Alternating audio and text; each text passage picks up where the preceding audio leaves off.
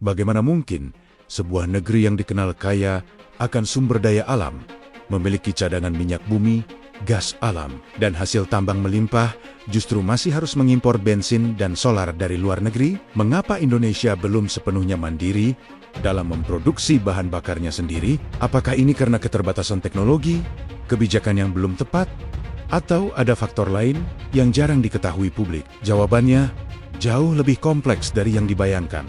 Indonesia adalah negara yang sejak lama dikenal sebagai salah satu penghasil minyak bumi di dunia. Dahulu, Indonesia pernah menjadi anggota organisasi negara pengekspor minyak. Namun, seiring berjalannya waktu, kondisi tersebut berubah.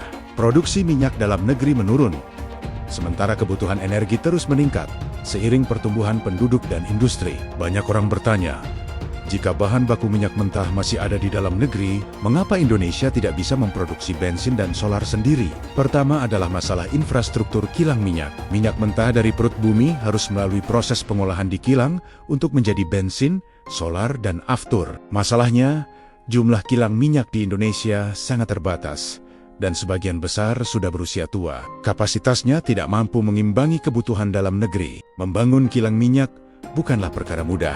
Dibutuhkan investasi yang sangat besar, teknologi tinggi, serta waktu pembangunan yang panjang. Seringkali proyek pembangunan kilang terhambat oleh berbagai faktor seperti birokrasi, perizinan, pembebasan lahan, hingga ketidakpastian kebijakan. Kedua adalah kualitas minyak mentah Indonesia. Tidak semua minyak mentah sama. Ada yang ringan mudah diolah, ada yang berat memerlukan teknologi khusus. Sebagian minyak mentah Indonesia termasuk kategori yang memerlukan pengolahan kompleks. Sementara itu, banyak kilang dalam negeri belum sepenuhnya mampu mengolah jenis tersebut. Karena itu, Indonesia terkadang mengekspor minyak mentahnya ke luar negeri, lalu mengimpor kembali dalam bentuk bahan bakar jadi.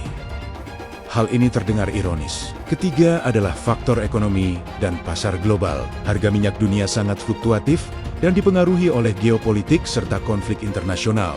Dalam beberapa kondisi, mengimpor bahan bakar jadi bisa lebih murah dibandingkan memproduksi sendiri, terutama jika biaya produksi dalam negeri tinggi. Perusahaan energi global memiliki jaringan distribusi dan teknologi maju, sehingga mampu memproduksi dengan efisiensi tinggi. Ini tantangan bagi negara berkembang. Keempat adalah masalah investasi. Investor membutuhkan kepastian hukum dan kebijakan stabil sebelum menanamkan modal dalam proyek besar seperti kilang minyak. Kelima adalah transisi energi global. Dunia mulai beralih dari energi fosil ke energi terbarukan seperti listrik, tenaga surya, dan angin. Indonesia berada di persimpangan antara memenuhi kebutuhan energi saat ini dan mempersiapkan masa depan energi bersih.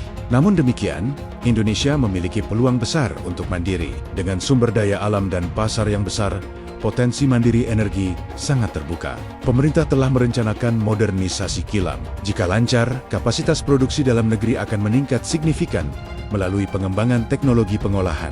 Indonesia juga mulai mengembangkan biodiesel dari kelapa sawit. Ini langkah strategis untuk mengurangi ketergantungan pada impor bahan bakar fosil.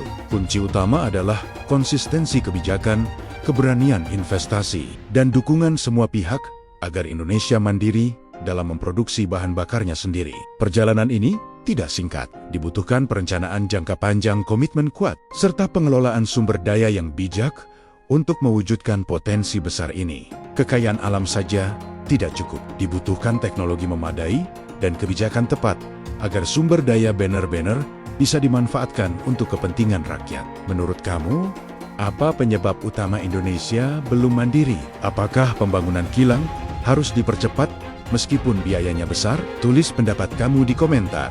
Dukung channel Radio Jampang dengan subscribe dan nyalakan notifikasi untuk informasi menarik lainnya. Terima kasih sudah menonton dan sampai jumpa.